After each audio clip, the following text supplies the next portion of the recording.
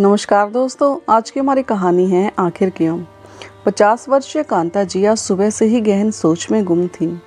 किसी काम में उनका मन नहीं लग रहा था। उन्हें बेचैन देखकर उनके 75 वर्षीय बुजुर्ग पिता बोले, क्या हुआ कांता, कोई परेशानी है क्या तुम्हें? तो कांता जी एक गहरी सांस लेते हुए बोली, अपने सामने अपने बेटे बहू का घर उजड़ता देख एक माँ कैसे खुश रह सकती है। कितना समझाने की कोशिश की थी मैंने उन दोनों को कि छोटी मोटी बातें तो घर में होती ही रहती हैं। झगड़े को जितना खींचा जाए उतना ही बढ़ता जाता है, लेकिन कहाँ सुनते हैं आजकल के बच्चे। कल कोर्ट की हेयरिंग है और उसके बाद हमेशा के लिए अलग हो जाएंगे वो दोनों। कांता जी की बात का जवाब देते हुए उसके पिता बोले, बेटी 20 साल पहले मैं और तेरी माँ भी ठीक ऐसे ही मानसिक पीड़ा से गुजर रहे थे जब तुमने अपने पति से अलग होने का मन बना लिया था और उससे तलाक लेने का फैसला कर लिया था। हमने भी तो तुम्हें बहुत समझाने की कोशिश की थी, लेकिन जब तुम उस वक्त नहीं मानी तो अपने बेटे से कैसे उम्मीद कर सकती हो तुम कि वह तुम्हारी बातों को समझे और जाने। आज 20 साल बाद इतिहास खुद को दोहरा रहा है बेटी। पिता की बात सुनते ही कांता जी की आंखें आंसू से भर आई। तभी उसके पिता बोले, लेकिन बेटी मुझे लगता है कि ऐसे समय में तुम्हें रोहित के साथ होना चाहिए। आप ठीक कहते हैं बाबूजी, मैं कल सुबह ही गुड़गांव के लिए रवाना हो जाऊंगी। इतना कहकर कांता जी किसी गहन सोच में पड़ गई। दरअसल जब कांता जी का अपने पति सुभाष जी से तलाक हुआ था, उसमें उनका बेटा रोहित 8 साल का था। माँ बाप के अलग होने से रोहित अंदर ही अंदर डिस्टर्ब रहने लगा था। इस बात के लिए वह अपनी माँ से उखड़ा उखड़ा रहता था। तलाक के बाद से कांता जी अपने बेटे को लेकर मायके में ही रहने लगी थी। पढ़ाई लिखाई करने के बाद रोहित ने गुड़गांव में ही नौकरी ज्वाइन कर ली और वहीं सेटल भी हो गया। कांता जी और सुभाष जी को अलग हुए 20 साल बीत चुके थे और 20 साल बाद आज उसके बेटे की गृहस्थी भी उजड़ने की कगार पर थी। अगले दिन जब कांता जी रोहित के घर पहुंची और रोहित ने दरवाज़ा खोला, तभी उनके वकील का उसके पास फ़ोन आया और बोला, अरे मुबारक हो रोहित जी, आज तो निश्चित तौर पर तुम्हें तलाक मिल ही जाएगा और कोर्ट से आपको तलाक के कागज़ भी मिल जाएंगे। रोहित ने वकील साहब की बात सुनते ही कोई उत्तर ना दिया। उसके बाद आप और नेहा मैडम हमेशा हमेशा के लिए अपने रिश्ते से आज आज़ाद हो जाएंगे। यह बात सुनते ही रोहित का कलेजा धक से रह गया। तभी कांता जी ने पीछे से उसके कंधे पर हाथ रखा तो अपनी परेशानी वह छुपा ना सका और अपनी माँ के गले लगकर फूट फूट कर रो पड़ा। इतने समय से दिल में भरा गुब्बार आज वह हल्का कर लेना चाहता था। रोते हुए बोला, माँ घर छोड़कर जाते वक्त उसने कहा था कि रोहित, हम लोग एक नदी के 2 किनारे की तरह हैं जो चाहकर भी आपस में कभी नहीं मिल सकते। शायद नेहा ने सही ही कहा था, नदी के 2 किनारे कभी नहीं मिल सकते माँ। उसका कहना बिल्कुल ठीक था। मैं जीवन को बहुत गहराई से देखता हूँ। अपनी माँ कांता जी से इतना कहकर रोहित मायूस हो गया। जिंदगी को इतना भी गंभीरता से नहीं लेना चाहिए, शायद इसलिए आज मैं अकेला रह गया हूँ। काश मैं उसी दिन उसे रोक लेता, काश मैं उस दिन उसे छोड़कर ना जाता, कैसे भी करके उसे मना लेता तो आज हमें यह दिन न देखना पड़ता। कांता जी रोहित की पीड़ा को साफ साफ समझ पा रही थी। वे जानती थी कि इस घटना से वह अंदर तक टूट चुका है, इसलिए उसे समझाते हुए बोली, बेटा अभी देर नहीं हुई है, एक बार अपने इस रिश्ते को फिर से मौका देकर देख। अकेले जिंदगी काटना इतना आसान नहीं होता और यह बात मैं खुद महसूस कर चुकी हूँ। मैं तो जीवन में इतना बड़ा फैसला लेकर आज तक पछता रही हूँ, लेकिन तुम ऐसी नौबत मत आने दो। नहीं माँ, अब सब कुछ खत्म हो चुका है, अब इस बारे में सोचकर कोई फ़ायदा नहीं है। आज अदालत की मंजूरी मिलने के बाद हम कानूनी तौर पर अलग हो जाएंगे। थोड़ी देर बाद तैयार होकर रोहित कोर्ट चला गया। अदालत की कार्रवाई से पहले रोहित ने नेहा से बात करने की कोशिश भी की थी, लेकिन नेहा की माँ दीवार की तरह उन दोनों के बीच खड़ी मिली। कुछ देर बाद उन दोनों के तलाक को मंजूरी दे दी गई और रोहित अपने घर वापस लौट आया। घर पहुंचते ही कांता जी ने उसे प्रश्नवाचक निगाहों से देखा तो रोहित अपने दुख के सैलाब को अंदर ही अंदर दबाते हुए वह केवल इतना ही कह पाया, माँ कुछ देर में नेहा यहाँ पहुँचती होगी।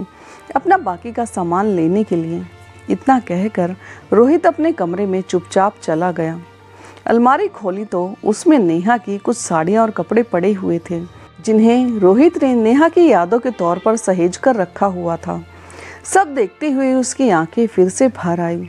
खुद से ही बोल उठा, क्यों मैंने खुद को इतना अनुशासित कर लिया कि उस समय अनुशासन में नेहा का दम घुटने लगा। क्यों मैं अपने आप को उसके अनुसार न ढाल पाया।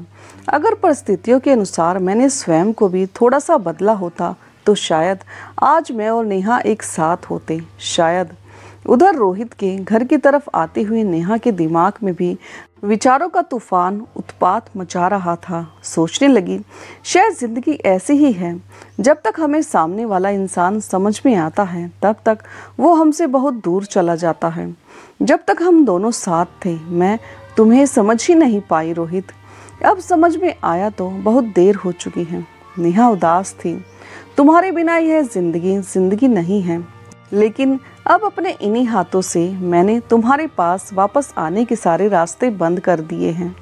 विचारों का बवंडर एकाएक नेहा को अतीत में ले जाने लगा। रोहित और नेहा कॉलेज में साथ ही पढ़ा करते थे।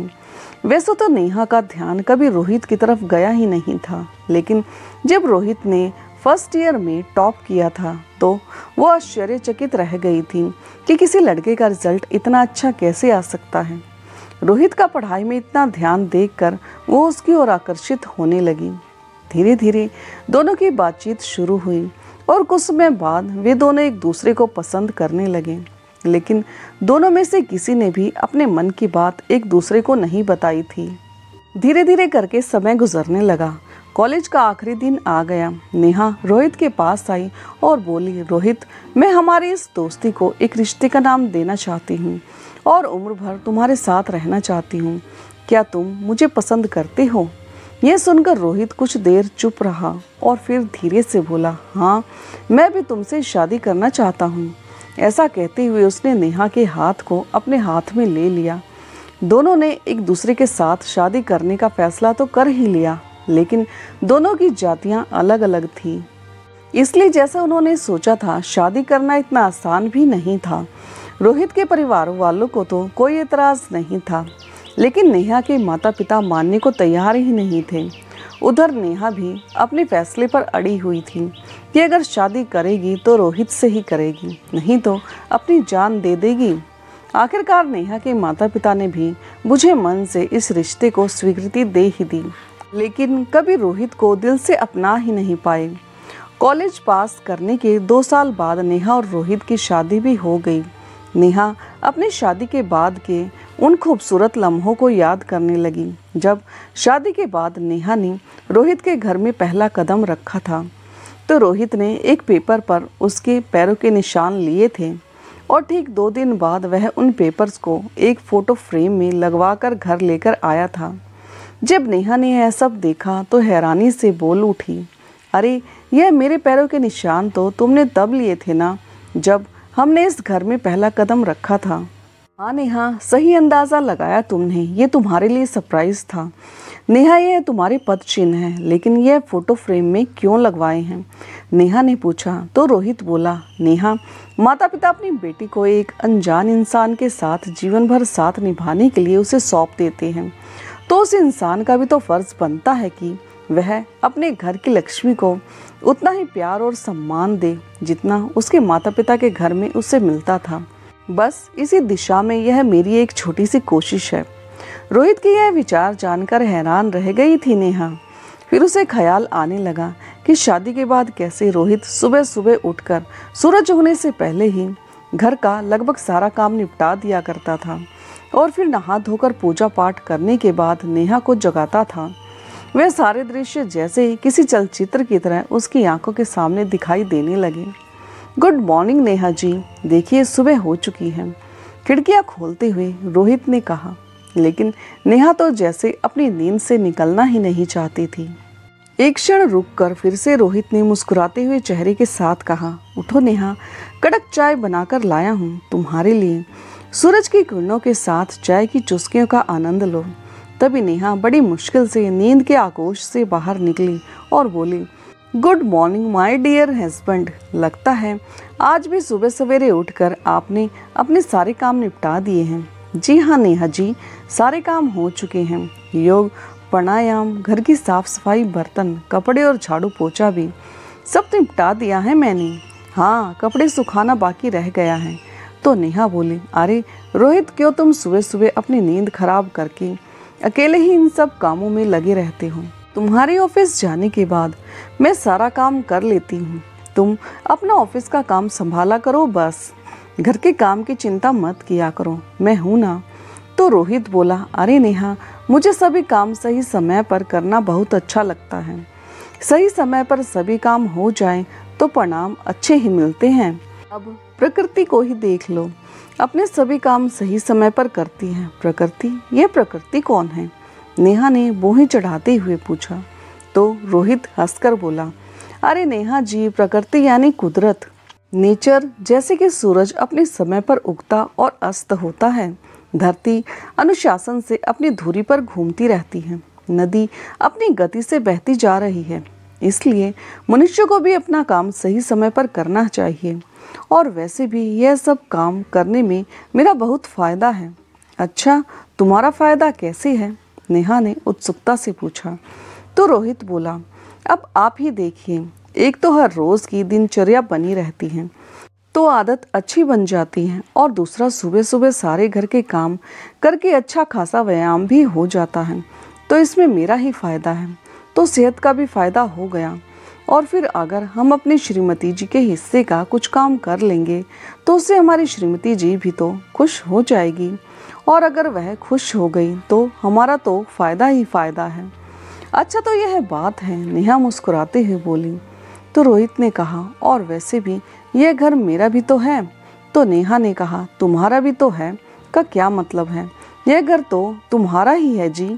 नहीं नेहा जी, सिर्फ मेरा नहीं, यह घर हम दोनों का है, हमारे सपनों का घर, और हम दोनों से ही यह घर घर है, वरना ईंटों से बनी इन इमारतों में रखा ही क्या है। और श्रीमती जी, जब यह घर हम दोनों का है तो इसका काम अकेले आप ही क्यों करें? और फिर यह कहाँ लिखा है कि घर के सभी काम औरतों को ही करने चाहिए, आदमियों को नहीं? यह सुनकर नेहा मुस्कुराने लगी। क्या पत्नी ही उम्र भर बर्तन कपड़े धोती रही? कभी आदमी नहीं धो सकते क्या?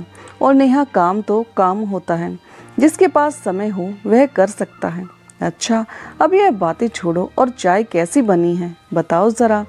अरे पतिदेव चाय आप बनाएं और मुझे पसंद ना आए, ऐसा कभी हो सकता है क्या? नेहा मुस्कुराते हुए बोली। तो रोहित बोला, बस इसी मुस्कान पर ही तो मैं मर मिटा हूँ। ओफ रोहित, अब यह मुस्कान कौन है?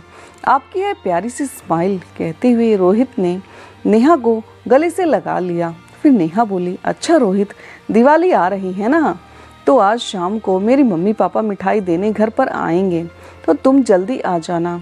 अरे चिंता मत कीजिए श्रीमती जी, मैं जल्दी ही आ जाऊंगा, और उनके लिए अपने हाथों से खास पकवान भी तैयार कर दूंगा।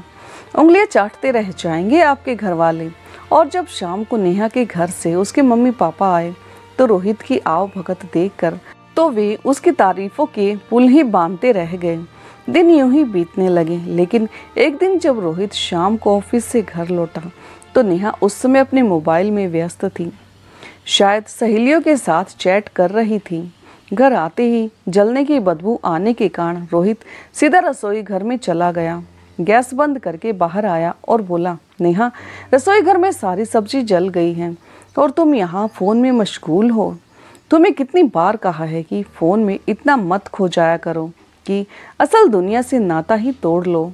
रोहित के चेहरे पर नाराज़गी के भाव साफ देखे जा सकते थे। तभी नेहा चिढ़ते हुए बोली, फ़ोन फ़ोन फ़ोन, मुझे समझ में नहीं आता रोहित, मेरे फ़ोन से तुम्हें इतनी दिक्कत क्यों है? हमेशा ही मेरे फ़ोन या सोशल मीडिया साइट के बारे में कोई ना कोई कमेंट तुम करते ही रहते हो। दुनिया को देखो कहाँ से कहाँ पहुँच गई है, और अपने आप को देखो, आज के ज़माने में भी तुम हज़ारों साल पीछे आदि मानव की तरह जी रहे हो।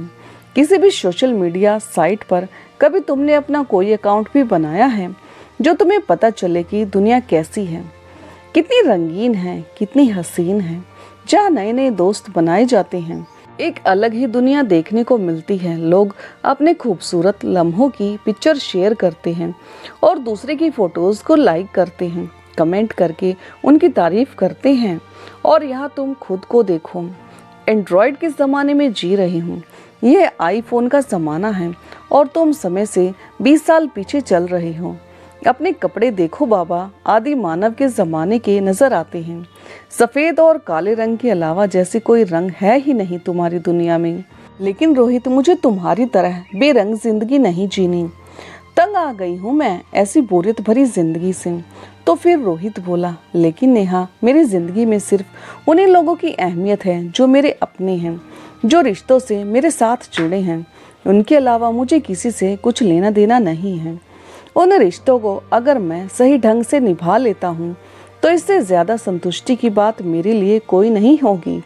और मैंने तुम्हें पहले ही यह बात समझाई थी कि ज़रूरत से ज़्यादा कोई भी चीज़ अच्छी नहीं होती। अगर इन चीज़ों को हद में ही इस्तेमाल करो तो ही अच्छा है, क्योंकि एक हद के बाद इन सब चीज़ों की लत लग जाती है। लेकिन इस बारे में तो तुम तब सोचोगी ना जब तुम अपने हाथ से इस फ़ोन नाम की बीमारी को छोड़ोगी। तुम्हें तो इस फ़ोन की ऐसी लत लग चुकी है कि इसके सामने तुम्हें अपने रिश्ते भी छोटे दिखाई देने लगे हैं।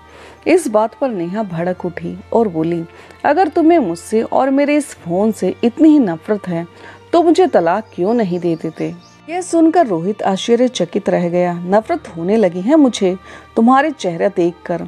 अब तो मुझे तलाक देकर खुद भी टेंशन फ्री हो जाओ और मुझे भी इस बोरियत भरी जिंदगी से आज़ाद कर दो।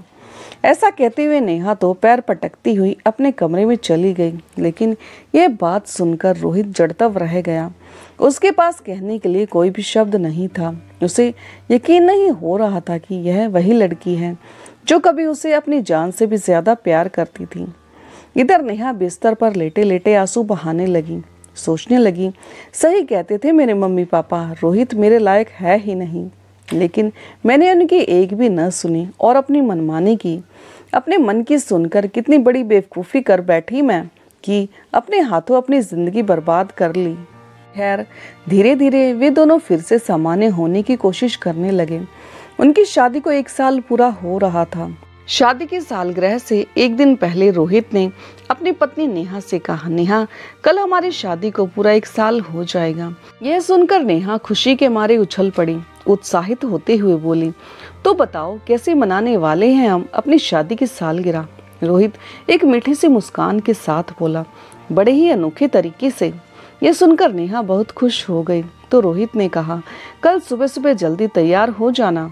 पहले हम मंदिर जाकर माथा टेक और भगवान का आशीर्वाद लेंगे और फिर प्रसाद ग्रहण करने के बाद गरीबों को खाना खिलाएंगे। ये बात सुनते ही नेहा की हैरानी का ठिकाना न रहा। गुस्से से वह बोली, कब तक रोहित, आखिर यह सब कब तक चलेगा। नेहा बड़ी नाराज हो चुकी थी।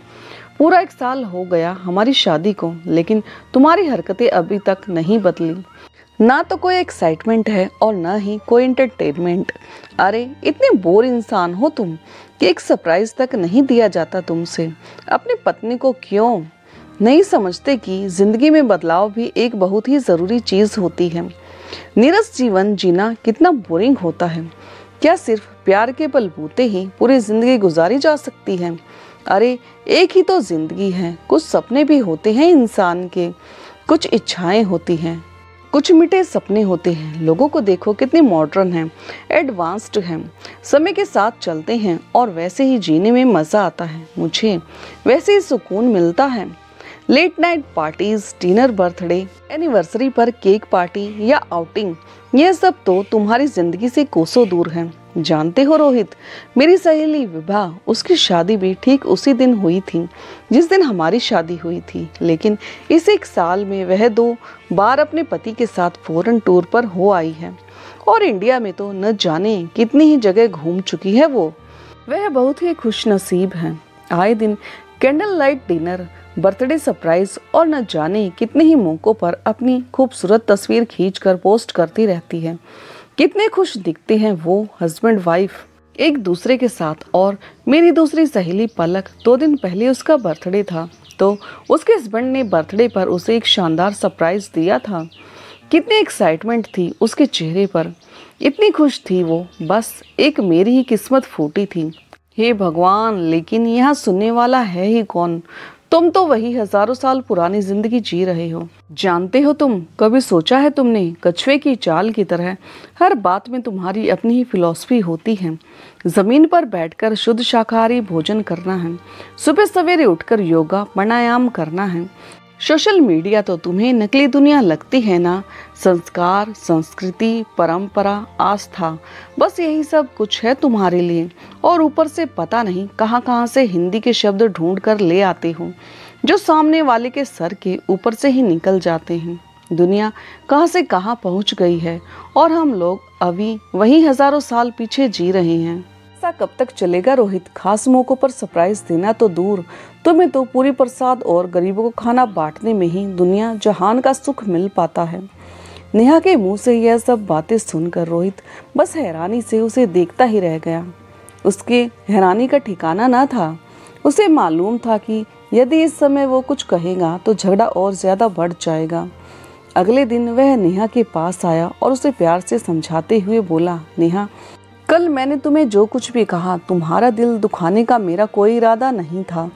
जब मैंने देखा कि दिन रात फोन में व्यस्त रहने के कारण, सोशल मीडिया को जरूरत से ज्यादा इस्तेमाल करने के कारण घर के बाकी कामों की तुम बिल्कुल अनदेखी कर रही हो, तो मुझे गुस्सा आ गया और मुझसे रहा नहीं गया।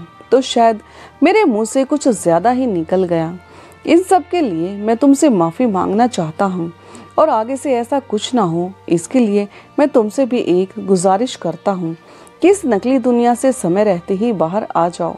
देखो नेहा, सोशल मीडिया के जिन दोस्तों के साथ तुम अपनी पोस्ट शेयर करने, उन्हें लाइक्स हासिल करके तुम्हें खुशी मिलती है, जब सच में तुम्हें जिंदगी में किसी एक भी दोस्त की ज़रूरत होगी तो मैं दावे से कह सकता हूँ कि इसमें से कोई भी तुम्हारे पास नहीं आएगा। यह सब बनावटी दुनिया है, मतलबी दुनिया है। कोई नहीं आएगा तुम्हारी मदद करने। तुम्हारे साथ खड़े होंगे तो सिर्फ तुम्हारे अपने, जिनके साथ तुम्हारे रिश्ते जुड़े हुए हैं, जो सच में तुम्हारी फिक्र करते हैं। इसलिए वक्त रहते स्वयं को संभालो, अपनी असल दुनिया के बारे में सोचो, अपने रिश्तों के बारे में सोचो। एक बात और कहूँगा नेहा, दूर से देखने पर हमें बाकी लोगों की लाइफ बहुत परफेक्ट लगती है। हमें ऐसा लगता है कि कितनी खुशहाल जिंदगी बिता रहे हैं। हमारे आसपास और इस दुनिया के लोग कितने हंसते हुए नजर आते हैं, वो लोग उन तस्वीरों में जो भी वे सोशल मीडिया पर पोस्ट करते हैं। लेकिन नेहा, हमें यह भी सोचना चाहिए कि कोई भी इंसान अपने परिवार वालों से झगड़ा करते हुए फोटो खींचकर सोशल मीडिया पर नहीं डालेगा। जब वह दुखी होता है, उदास होता है, उस पल तस्वीर खींचकर वह सोशल मीडिया पर अपने दोस्तों के साथ साझा नहीं करेगा। इसलिए ये बात दिमाग से निकाल देनी चाहिए कि सबकी जिंदगी रोमांचक और उत्साह से भरपूर है। हर इंसान की जिंदगी में दुख और सुख तो आते ही हैं और हम उनके मुकाबले नीरस जिंदगी जी रहे हैं। लड़ाई झगड़े किस घर में नहीं होते नेहा? छोटी मोटी बातें तो हर घर में होती ही रहती हैं, लेकिन इन बातों को इतना बढ़ाना नहीं चाहिए कि इंसान अलग होने के बारे में सोचने लगे, डिवोर्स जैसे ऑप्शन के बारे में सोचे। ये तो गलत है ना। जो हुआ वह दोबारा नहीं होगा। अगर हम यह ठान ले तो फिर से हमारी जिंदगी खुशहाल हो जाएगी। तुम जानती हो नेहा, यह जिंदगी एक बहुत बड़ी किताब की तरह है। कल जो कुछ भी हमारी जिंदगी में हुआ वह सिर्फ एक पन्ने की तरह था, और यदि किसी किताब का एक पन्ना फट जाता है या खराब हो जाता है तो हम उसके लिए पूरी किताब को तो नहीं फेंक देते ना। इसलिए हमें अपने रिश्ते के साथ भी ऐसा नहीं करना चाहिए। अब मैं ऑफिस जाता हूँ, मुझे देर हो रही है। शाम को आकर मिलते हैं और मुझे वही पहले जैसी हंसती खिलखिलाती हुई नेहा वापस चाहिए। उस समय तो रोहित ऑफिस चला गया, लेकिन शाम को जैसे ही घर पर लौटा तो देखकर दंग रह गया। नेहा अपना सामान पैक कर रही थी। उसे देखते ही रोहित बोला, नेहा, कहीं जाने की तैयारी कर रही हो क्या? मायके से तुम्हारी माँ का फोन आया था। चलो अच्छा है, कुछ दिन माँ के साथ रहोगी, बिताओगी तो तुम्हारा मूड भी अच्छा हो जाएगा। पर मैंने तुम्हें जो कुछ भी कहा था उन बातों पर विचार जरूर करना नेहा। तभी नेहा बोली, जी नहीं, मैं कुछ दिनों के लिए नहीं बल्कि हमेशा हमेशा के लिए जा रही हूँ। अब मैं यहाँ कभी वापस नहीं आऊंगी। नेहा की यह बात सुनकर रोहित हैरत में पड़ गया। उसे तो जैसे काटो तो खून नहीं। फिर खुद को संभालते हुए बोला, नेहा तुम ही तो कहती हो ना कि एक ही जिंदगी है। फिर यह भी तो सोचो कि क्या यह जिंदगी हमें लड़ने झगड़ने के लिए मिली है? इस प्यार से, समझदारी से एक साथ रहकर भी तो जिया जा सकता है ना। फिर ऐसा माहौल क्यों बनाना? देखो नेहा, मेरी बात समझने की कोशिश करो।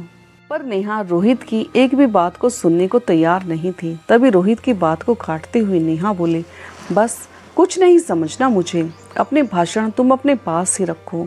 मैं तो सिर्फ इतना ही जानती हूँ कि जो इंसान मेरी ख्वाहिशों को पूरा नहीं कर सकता, जिसकी नज़रों में मेरे सपनों की कोई कद्र नहीं है, उस इंसान के साथ रहकर मैं अपनी ज़िंदगी बर्बाद नहीं कर सकती।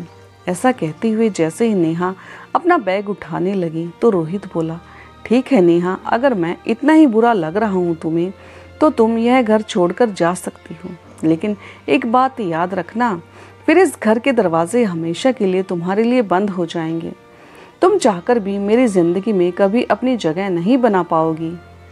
अभी भी समय है नेहा, एक बार फिर से सोच लो। तो नेहा ने ताव में आकर कहा, तुम जैसे इंसान की जिंदगी में वापस आना भी कौन चाहता है? यह वापस आने से बेहतर है कि मैं अपनी जिंदगी खत्म कर लूं। ऐसा कहते हुए नेहा रोहित का घर छोड़कर हमेशा हमेशा के लिए चली गई। आखिरकार नौबत तलाक तक आ ही पहुंची। हाँ, समझौता करने के लिए बिल्कुल भी तैयार नहीं थी। पिछली बातों में खोई नेहा अचानक से अपने वर्तमान में आ गई। जब रोहित के घर के बाहर पहुंचकर ड्राइवर ने टैक्सी को ब्रेक लगाई। जैसे ही दरवाजे पर पहुंचकर नेहा ने बेल बजाई तो उसकी नज़र घर की नेम प्लेट पर गई, जहाँ लिखा था नेहा और रोहित का आशियाना। देखते ही उसकी आंखें भर आई। फिर एक क्षण बाद नेहा अपने आप को संभालते हुए बेल बजाने पर कांता जी ने दरवाज़ा खोला तो नेहा ने उनके पैर छुए। हमेशा की तरह सदा सुहागन रहो का आशीर्वाद उन्होंने अनायास ही दे दिया। तो नेहा हैरानी से उनकी ओर देखने लगी। उसी समय नेहा का मोबाइल बज उठा। हाँ माँ, मैं पहुँच गई हूँ, मुझे मन से नेहा ने कहा। तो दूसरी ओर से आवाज़ आई, ज़्यादा देर वहाँ रुकने की कोई ज़रूरत नहीं है, अपना सामान उठाओ और निकलती बनो वहाँ से। ठीक है मम्मी, ऐसा कहकर उसने फ़ोन रख दिया। अंदर आई तो जैसे ही यादों का सैलाब उसकी राह देख रहा था। उसके हाथों से सजा वह आशियाना अभी तक बिल्कुल वैसे का वैसा ही था। सामने दीवार पर दुल्हन के रूप में सजी नेहा की एक खूबसूरत सी तस्वीर लगी हुई थी, जो आज उससे पूछ रही थी, क्यों नेहा, कर ली अपने सपनों की उड़ान पूरी, जिसके लिए तुमने अपने रोहित को छोड़ दिया था?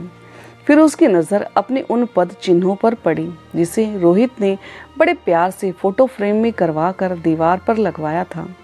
फिर उसे दिखाई दी अपनी और रोहित की वह तस्वीर जिसमें वह दोनों एक दूसरे के हाथों में हाथ डाले बेहद खुश नजर आ रहे थे। अचानक उसे ऐसा लगा जैसे उस घर की एक एक चीज चीख चीख कर कह रही हो, मानो उसे सिर्फ एक ही सवाल पूछ रही हो, क्यों उजाड़ दिया तुमने अपना बसा बसाया घर, अपना सपनों का आशियाना? सहसा उसकी आंखों से आंसू बह निकले। अपने आंसुओं को पोंछते हुए वह कमरे में पहुंची तो देखा सामने रोहित खड़ा था। नेहा उसे देखकर आश्चर्यचकित रह गई। नेहा के हाथ में कोर्ट के कागज देखते ही रोहित मन ही मन उसे बोल उठा, नेहा, भले ही यह कागज में लिखी गई सारी चीजें तुम यहाँ से ले जाओगी, लेकिन हम दोनों के बीच जो सबसे ज्यादा जरूरी चीज थी वे तो इस कागज में भी नहीं लिखी। क्या इतना जरूरी था यह कागज का टुकड़ा? फिर थोड़ी देर के सन्नाटे के बाद स्वयं को सामान्य दिखाता हुआ रोहित बोला, कैसी हो तुम? मैं ठीक हूँ, तुम बताओ तुम कैसे हो? नेहा ने पूछा। तो रोहित अभी कुछ कहने ही लगा था कि इतने में नेहा के मोबाइल पर उसकी सहेली का कॉल आ गया। फ़ोन कॉल सुनते ही नेहा के पैरों तले से ज़मीन ही खिसक गई। क्या ऐसा नहीं हो सकता? नेहा दंग रह गई। कहते हुए नेहा रोने लगी। नेहा के रोने की आवाज़ सुनकर कांता जी भी अपने कमरे से बाहर आई। उधर रोहित भी घबरा गया कि आखिर बात क्या है। तो नेहा ने रोते हुए कहा, रोहित, मेरी सहेली विभा ने सुसाइड करने की कोशिश की। इस समय वो अस्पताल में एडमिट है, मुझे वहाँ अभी जाना होगा उससे मिलने के लिए। कहते हुए जैसे ही नेहा बाहर जाने लगी तभी रोहित बोला, रुको नेहा, मैं भी आता हूँ तुम्हारे साथ। नेहा रोहित के साथ स्कूटर पर बैठकर अपनी सहेली से मिलने अस्पताल पहुँच गई। नेहा जैसे ही अस्पताल के कमरे में पहुंची, विभा आखिर तूने ऐसा कदम क्यों उठाया और यह सब करने से पहले अपने परिवार वालों के बारे में भी नहीं सोचा, अपने पति के बारे में भी नहीं सोचा कि वह तेरे बिना कैसे जिएगा। तो विभा बोली, अरे उसी ने तो मुझे मजबूर किया है मुझे यह कदम उठाने को। ये सुनते ही नेहा आश्चर्यचकित रह गई और फिर से बोली, लेकिन ऐसा कैसे हो सकता है? तुम तो एक दूसरे के साथ बहुत खुश थे ना, एक दूसरे से बहुत प्यार करते थे। तो विभा फीकी सी मुस्कान के साथ बोली, अरे कैसी खुशी यार, एक औरत को चाहे जितनी ही ऐशो आराम क्यों ना मिल जाए, लेकिन अगर उसे पति का प्यार ही ना मिले तो क्या फायदा ऐसी जिंदगी जीने का। उन्हें तो कोई और ही लड़की पसंद है और यह मैं पूरे दावे के साथ कह सकती हूँ। फिर मैं जीकर क्या करूँगी। सारी सच्चाई जानकर नेहा की आंखें फटी की फटी रह गई। वह स्वयं को संभाल नहीं पा रही थी। एकाएक उसे अपने और रोहित के रिश्ते का ख्याल आया। उस इंसान ने तो सिर्फ और सिर्फ उसे ही प्यार किया था, कभी अपने प्यार में कभी कोई कमी नहीं आने दी थी। उसकी हर ज़रूरत पूरी करने की भरपूर कोशिश की थी, अपना रिश्ता निभाने में पूरी वफादारी दिखाई थी। फिर इन दोनों का रिश्ता आखिर क्यों टूट गया। थोड़ी देर बाद नेहा और रोहित अस्पताल से बाहर आए तो रोहित ने पूछा, कहाँ जाना है नेहा? अगर तुम ठीक महसूस नहीं कर रही तो मैं तुम्हें तुम्हारे घर छोड़ देता हूँ, अपना सामान तुम कल ले जाना। तो नेहा बोली, नहीं रोहित, तुम्हारे घर चलते हैं। नेहा उदासी भरे स्वर में बोली, तो फिर कभी नहीं आ सकूंगी। रास्ते पर नेहा के दिमाग में विचारों का तूफान चलता जा रहा था और एक गहन सोच में पड़ी हुई नेहा सोचने लगी, ठीक ही तो कहा था रोहित ने कि जो लोग सोशल मीडिया पर खुश नजर आते हैं, ज़रूरी तो नहीं कि वह असल ज़िंदगी में भी खुश हो। हम उन्हें देखकर अपनी तुलना उन लोगों से करने लगते हैं और चाहते हैं कि हम भी वैसे ही ज़िंदगी जिएं और इसी जद्दोजहद में जो हमारे पास होता है हम उसका भी महत्व नहीं समझते और उसे भी खोने लगते हैं। रास्ते में जब रोहित ने रोड लाइट पर स्कूटर रोका तो नेहा ने देखा कि वहीं उनके पास में एक मोटरसाइकिल पर एक नवविवाहित जोड़ा बैठा हुआ था। पति के पीछे बैठी पत्नी अपने पति को कसकर थामे हुए थी। चेहरे पर एक मुस्कुराहट थी, एक सुकून था, मानो उसके साथ रहकर वह पूर्ण रूप से सुरक्षित महसूस कर रही थी। देखते हुए नेहा सोचने लगी कि कितना मधुर होता है ऐसे इंसान का साथ जो हमसे बेहद प्यार करता है। तभी अपने हाथ में वह कोर्ट के कागज देखते हुए वह मन ही मन बोल उठी, इस कागज के टुकड़े ने मुझसे सिर्फ मेरे प्यार को ही नहीं छीना, बल्कि मेरी हर खुशी, हर त्योहार को हमेशा हमेशा के लिए छीन लिया। उन खूबसूरत पलों को छीन लिया जो कभी हम लोगों ने एक साथ जिए थे। थोड़ी देर बाद वे लोग घर पहुंच गए तो रोहित बोला, तुम कमरे से अपना सामान ले लो नेहा। और जैसे ही रोहित कांता जी के पास उनके कमरे में जाने लगा तो नेहा बोल उठी, रोहित, मुझे तुमसे कुछ बात करनी है। रोहित ने नेहा की ओर देखा तो नेहा की आंखों से आंसू बह रहे थे।